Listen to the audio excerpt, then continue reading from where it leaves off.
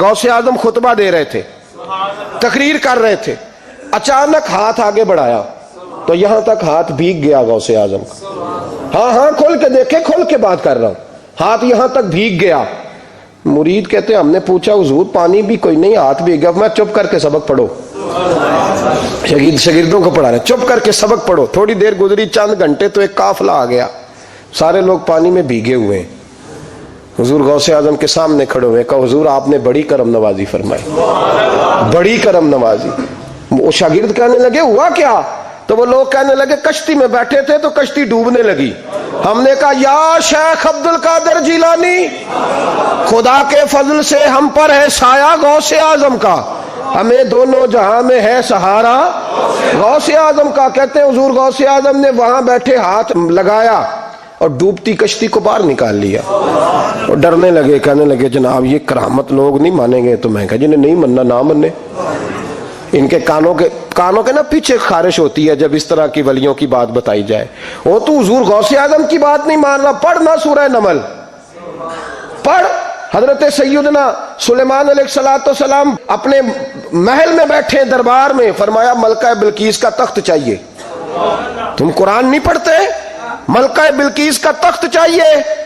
तो एक जिन उठा, उसने कहा दरबार बर्खास्त होने से पहले, दरबार के बर्खास्त होने से पहले, बेशक आप 5 मिनट में बर्खास्त कर दे तख्त आ जाएगा, हजारों मील दूर था। पता नहीं कहां कुरान पढ़ते हो तुम। बनी इसराइल के वलियों की करामतें मानते हो और नबी पाक की उम्मत की बारी आए तो तुम्हें खारिश होती है।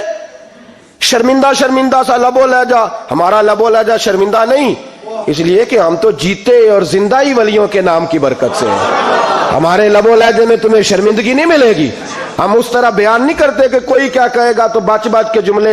हजरत सुलेमान से कहा आपका दरबार बर्खास्त होने से पहले, आपने फरमाया नहीं भाई इससे भी पहले चाहिए। एक उठा, इंदहु इल्मु मिनल किताब, जिसके पास किताब में से कुछ इल्म था, पूरा इल्म नहीं था उसके पास, किताब में से। हजरत आसफ बिन बरखिया तो कहने लगे हुजूर मैं ना ले आऊं। तो मैं कब लाओगे? उन्होंने कहा पलक झपकने से ना। अगर सारे बोले तो लुत्फ आएगा। पलक झपकने से पहले। आपने फरमाया चल ला के दिखा। फिर आया कि नहीं?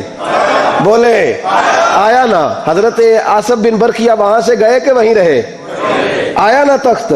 80 फुट ऊंचा, 80 फुट चौड़ा, 80 फुट लंबा, इतना भारी कि शायद 50 लोग ना उठा सकें। वो आया, सामने रखा तो हजरत सुलेमान कहने लगे ये क्या है? तो जनाब आसफ बिन बरखिया कहने लगे हाजा मिन फजली रब्बी, ये मेरे रब का, और जिन पर निरा फजल है उनकी ये शान है, जिनको अल्लाह के वबश्शिरिल मुमिनीना बिअन्ना लहुम मिनल्लाहि फदलन कबीरा। महबूब अपने गुलामों को खुशखबरी दे दे कि तेरे गुलामों पर मेरा बड़ा फजल है।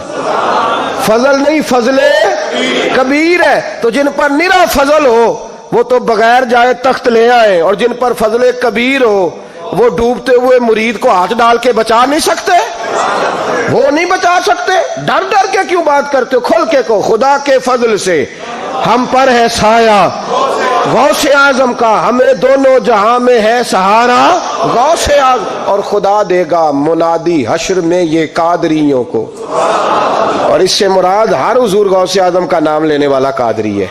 खुदा देगा मुनादी हश्र में ये कादरियों को, कहां है कादरी? कर ले नजारा गौसे आजम का।